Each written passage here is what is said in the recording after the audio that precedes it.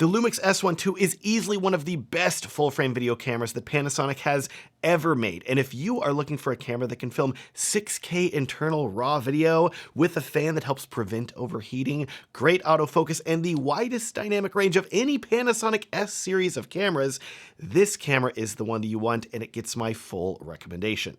Quick spoiler out of the way for how I feel about this camera. In this video, I'm going to be reviewing the S1 II from the perspective of a wedding slash documentary slash event freelance filmmaker and telling you whether you should buy it. So if you use your camera to make money, this review is for you.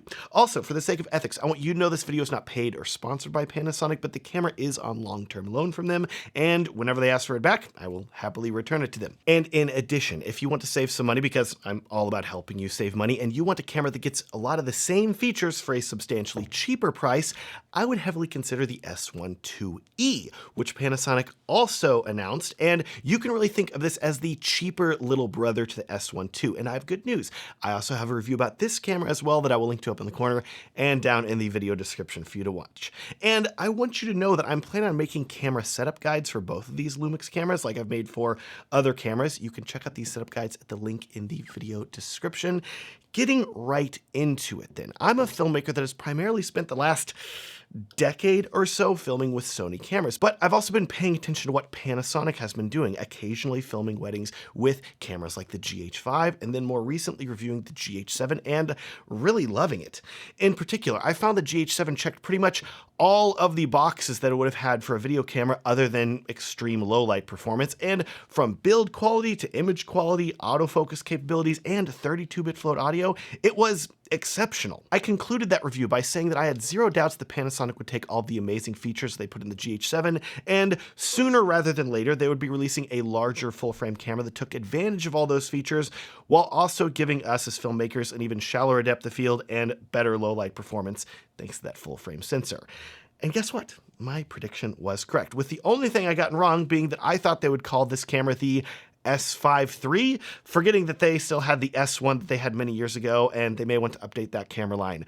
Oopsie. And I will say too, even leading up to the announcement of this camera, I was thinking that it may be something like an S1 IIH, because Panasonic had recently announced the S1 IIR, which is more photo-focused, high-resolution camera, but whenever I got to the announcement and they started talking about the specs and capabilities and features of this camera, I realized, wait a second, do we even need an S1H II at this point? Because now that I've been using the S1 II, I find myself asking if it would even be needed for most filmmakers. Notice I said most, because I still think there are some areas that could be improved with an S1 IIH, for example, and we're going to talk about that later in the video. But anyways, I've teased you enough. Let's talk more about the features and capabilities of the S1 II. The first thing you need to know is, like I said earlier, the S1 II takes so many great features that Panasonic built up with the GH7 and brought them forward to this camera as well. There are so many similarities here. Let's start with the sensor. This camera uses a brand new partially stacked sensor that's capable of filming at up to 6K at 60 frames per second in full frame. And let me just say, 6K feels like the sweet spot for filmmaking these days. I know there are cameras out there that can film 8K, but that resolution does feel like overkill to me, because even if you want to do a good amount of reframing in your shots, you can do that with 6K while also having significantly smaller file sizes, a faster sensor readout speed, and helping keep the cameras more affordable because they don't have such high resolution sensors, etc. I say this as someone that films most of my videos still in 4K. 6K feels like a nice middle ground. In addition, we need to talk about other aspect ratios, because the S1 II supports recording in several others, including CinemaScope and OpenGate. And OpenGate in particular is an aspect ratio that Panasonic has fully embraced, far more than many other camera manufacturers, because whenever I think of the competition for this camera, it's something like the Nikon Z6 III. That camera has similar specs in many ways to the S1 II. It has internal RAW recording, for example, but it also does not have any OpenGate recording capabilities, and that's a big deal. In short, OpenGate allows you to record the full width and height of the camera sensor, so it's not going to be a traditional 16:9 aspect ratio that you're recording. Instead, it's going to be 3:2 or 4:3, which allows you to do two important things. First, if you want to reframe your shots in post, you can choose to just film in OpenGate, and you'll have significantly more pixel data vertically. So you can just film horizontally, but also very easily crop out the full resolution vertical video as well. It's really the best of both worlds, and if you film a lot of vertical videos, OpenGate is definitely the way to go. In addition, there's another big use case for OpenGate. If you're someone who likes to shoot with anamorphic lenses, many of them require you to record in a taller aspect ratio like 4:3 or 3:2, so you really need OpenGate to be able to use these lenses.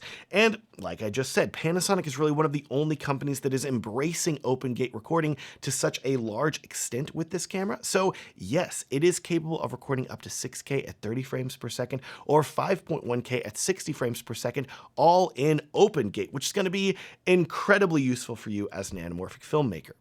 Or if you're wanting a more traditional 16:9 resolution image, I'm happy to tell you the camera will also record 6K at 60 frames per second in full frame without a crop, as well as 4K at up to 60 frames per second without a crop too. There is about a 1.3 times crop in 4K at 120 frames per second though. In addition, while we're talking about video capabilities that Panasonic is embracing, with the GH7 last year, they introduced internal ProRes RAW video recording with that camera, no external monitor required. And yet again, that capability is now in the S1 II as well, giving you as a filmmaker the ability to record your videos in regular ProRes as well as ProRes RAW and adjust things like your ISO and white balance while editing, which is extremely useful. Also, if you do have an external monitor and recorder from Blackmagic, I have good news. This camera is also capable of recording Blackmagic RAW video externally over HDMI to those monitors, which is a really great feature to see, and I really wish that we could get Blackmagic RAW internal with this camera as well. Please, Panasonic, that would be the icing on the cake. Just make it work with Blackmagic, okay, somehow. Now, just like pretty much all Panasonic cameras dating back to at least GH5 in my memory, the S1 II supports the Vlog photo style, which gives you the widest dynamic range that the camera is capable of recording. And this is the photo style that I recommend filming in pretty much all the time. Side note, if you want to learn how to better film in Vlog, I have a YouTube tutorial showing you the best settings for it that I will link to up in the corner and down in the video description. In addition to Vlog, by the way, Panasonic has also included the Cinelike A2 photo style on this camera, which essentially gives you a very pretty color graded image with minimal work straight out of camera. Nice to have. And coming in a future paid update, Panasonic will also be unlocking the ability for you to add the ARRI Log C photo style to this camera, just like you could with the GH7, and making it very easy to film with the S1 II alongside an ARRI Alexa, which is pretty darn cool.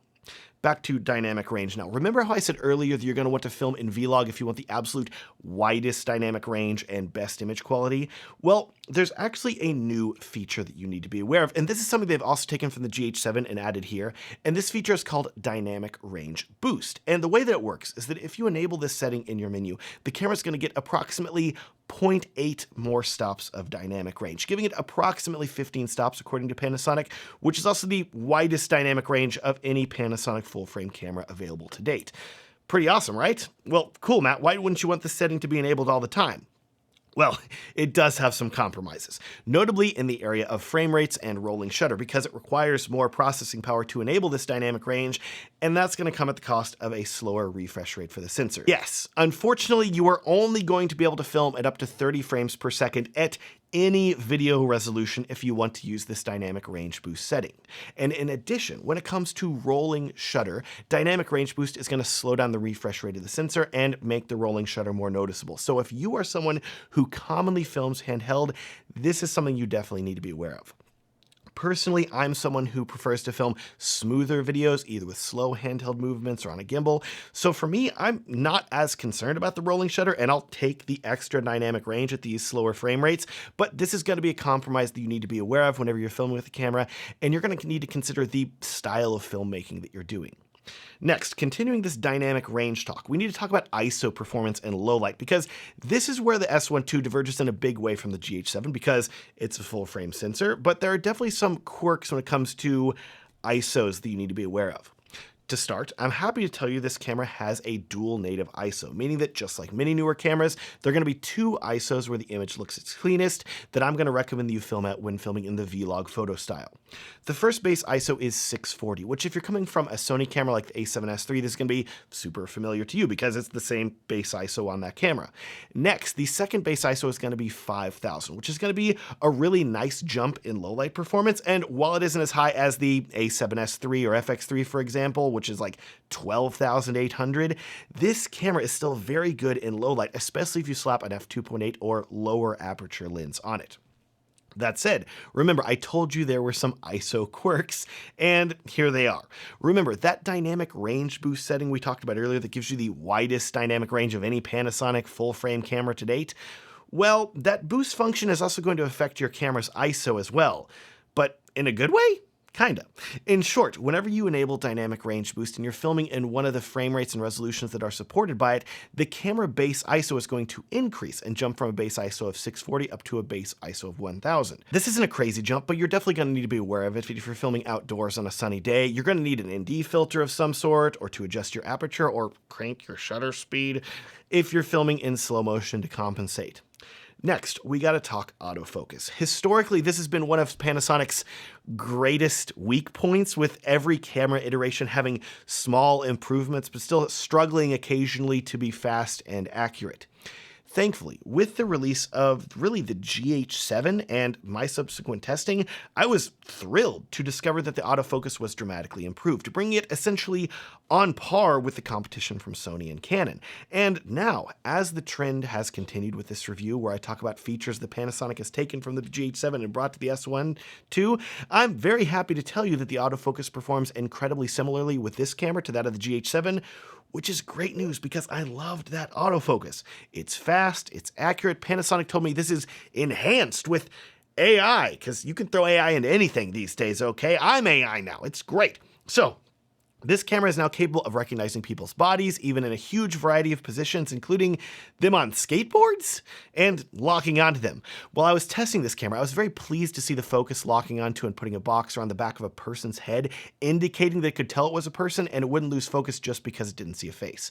The only time that I discovered the autofocus was struggling was whenever I was trying to film fast-moving bats under a bridge in Austin in the very dark twilight at a very high ISO, and when I did that, the focus hunted and pulsed a few times. So I would keep this in mind if you're filming in very dark conditions using autofocus, but I would also consider that when I filmed this test, I was essentially also using the stock autofocus settings that come with the camera, and once I made some settings tweaks a few days later, I've not been able to replicate that autofocus hunting again, so it totally could have been a setting where the autofocus was too sensitive by default in the camera.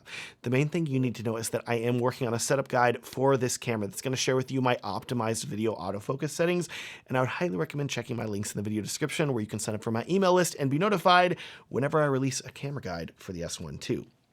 Moving on, let's talk about another feature that Panasonic has been pretty legendary for over the years, and that is in-body image stabilization. Just like with any other Panasonic camera, the S1 II has absolutely stellar IBIS, and if you need to capture a handheld shot, it's going to be able to do that incredibly well, even without a gimbal or monopod.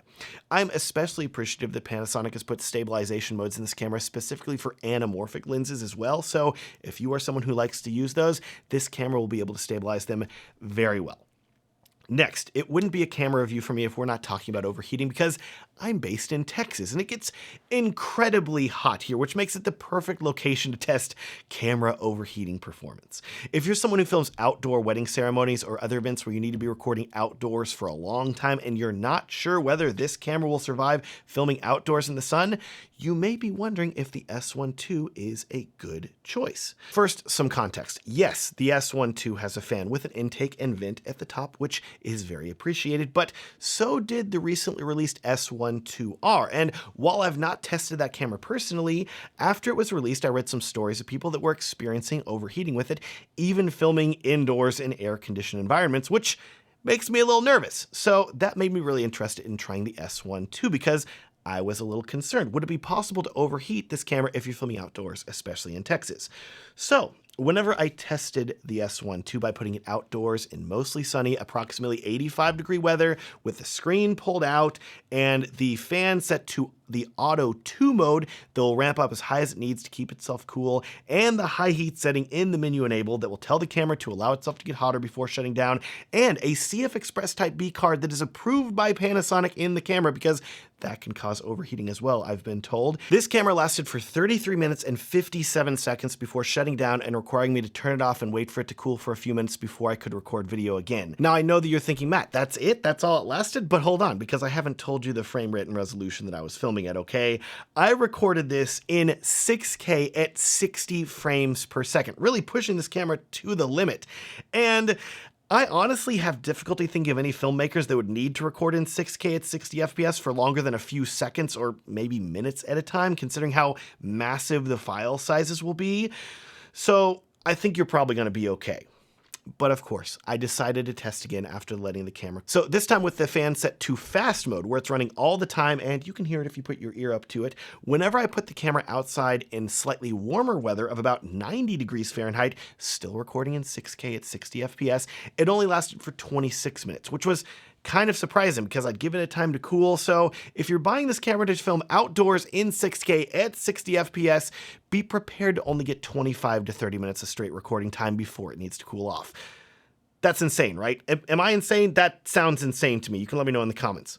Anyways, let's try for something more realistic now. With the camera back outside in 90+ degree weather, I set it to 6K at 24 frames per second in 16:9 resolution, which is, in my opinion, a much more realistic use case scenario for this camera. Let's say you're filming a wedding ceremony or somebody speaking for a long time outdoors. You're far more likely to choose 4K or 6K at 24 FPS. I know that's what I would personally use for a wedding ceremony outdoors. So with the camera set back to Auto 2 for the fan, which is, I think, the most realistic setting that people are going to want to choose because they don't want the fan running all the time to help save battery and prevent noise, having the camera outside in that approximately 90-degree heat in the direct sunlight, I'm happy to tell you that the camera lasted for 44 minutes before the sun went down and I had to go take care of my children instead of babysitting a camera outside. Okay, I had to trade babysitting the camera for babysitting kids. So even at 44 minutes, the camera still showed no signs of overheating, and while it was warm, I could not hear the fan running fast, and I highly doubt it would have overheated. So I think you're gonna be good. Ideally, I would have been able to run this test on another day as well, but it rained subsequently the next few days, and then I was out of town, so this is really the best I could do for an overheating test. But with all that said, I think that gives you a good idea of how this camera performs, and if you are someone who films outdoors often in the sun like I do, you should be fine with the S1 II, as long as you're not recording 6K at 60 FPS for more than 30 minutes or so.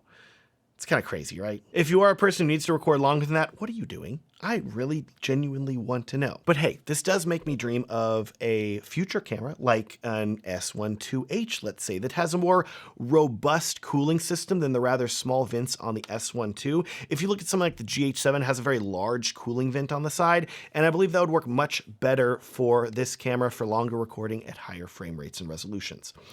Anyways, moving on to an area where the S1 II really excels, we got to talk about audio recording. With the GH7, Panasonic introduced 32-bit float audio recording internally if you use an XLR hot shoe adapter, and whenever I saw that adapter, my immediate thought was, they didn't make this just for the GH7. No, that's going to be used on a lot of their cameras moving forward. And I'm happy to tell you that this adapter is fully compatible with the S1 II as well. So if you're a filmmaker who wants to be able to record pristine 32-bit float audio in camera, which is in my opinion the best audio format, and you don't want to have to do a syncing your audio in post from a separate audio recorder, I would highly recommend getting that adapter for your S1 II whenever you purchase it, and you're going to be extremely happy with it. I know that I am. Next, let's talk about another area where Panasonic has added a feature, which also has to do with audio actually, but in my personal opinion, it's not quite enough of an upgrade. First, the good. The S1 II is the first Panasonic camera that they have made that now supports timecode over Bluetooth, meaning that if you have your S1 II and a Zoom or Tascam audio recorder, you can now use the Atomos Blue timecode device to wirelessly synchronize your camera and the audio recorder together, which will save you a ton of time when you're editing your video because you will not need to use the audio waveforms to sync your audio in post, which can sometimes fail. This is a great feature, but in my opinion, there are two cons with this workflow that I really think could be improved in the future. One con has more to do with Atomos than Panasonic, and that is that the Atomos Blue timecode device feels rather cheaply made with a rather clunky interface and no smartphone app support, and I just don't love using this system, and it feels like it hasn't been updated in years, especially whenever you compare it to something like the much better timecode devices that are made by Deity with the TC1 or Tentacle Sync with their Bluetooth syncing devices. Those are great. The other issue is a bit of a curious one, and that is that while the GH7 and S1H have a flash sync port on the camera that you can attach a timecode adapter cable to easily to enable the camera to sync timecode with a Deity or Tentacle Sync device, the S1 II strangely does not have a flash sync port, so it's not possible to do that. And so whenever I inquired about Panasonic using a USB cable for timecode, I was told there was a latency issue preventing that, which in my mind explains why Sony has to sell a relatively expensive USB timecode cable to enable timecode sync over USB. That cable is clearly doing some special work to translate the timecode signal and remove latency. Sadly, what all this means is that if you want to use a non-Atomos Ultra Sync timecode device with your S1 II, you're going to need to connect the device to your microphone jack on the camera and use that to send the timecode signal into your camera, which will work great, but it's kind of annoying to have to do that, especially whenever the GH7 doesn't have this issue. Regardless, if you are interested in using timecode over Bluetooth, I'm happy to tell you that I've created an entire in-depth tutorial showing you exactly how to do that, and I'll list that video up in the corner and down in the video description. Now, I'm sure you're probably wondering at this point, should you use the S1 II if you're looking for a high-quality camera that can film weddings, corporate or commercial videos, documentaries, basically anything where you're getting paid to use a camera? And the answer is going to be yes. But with one caveat that we'll talk about in a minute that may complicate your decision a little bit.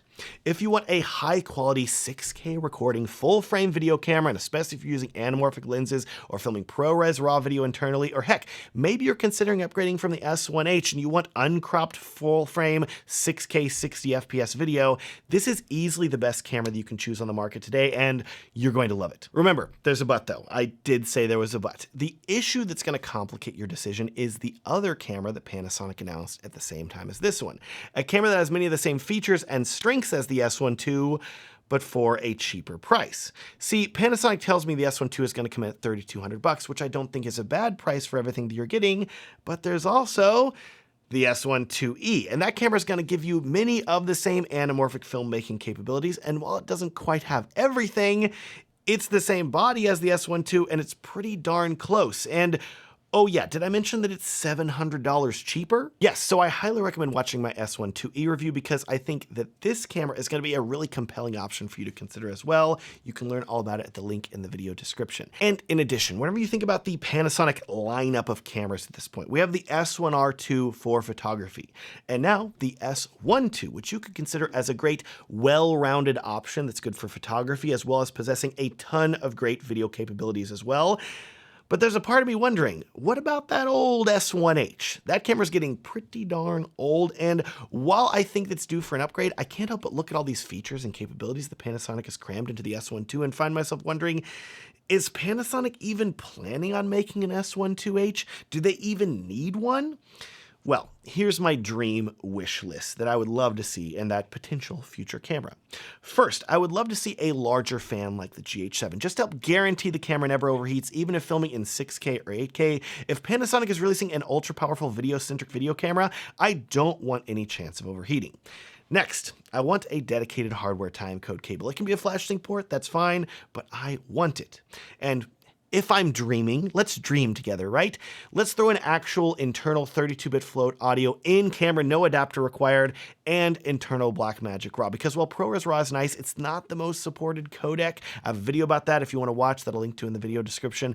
But I also want to hear from you. What things would you like to see from a potential S1 IIH? What do you think of the S1 II? Are you planning on getting one? Or is the S1 IIe more appealing? Let me know in the comments down below, and I would love if you would consider downloading my free filmmaker gear guide if you want help noting the exact gear that I recommend for filmmaking. This guide is going to show you all of it with links and be extremely helpful to you as you grow your filmmaking kit. You can download it for free at the link in the video description. Thanks so much for watching, and have a great day.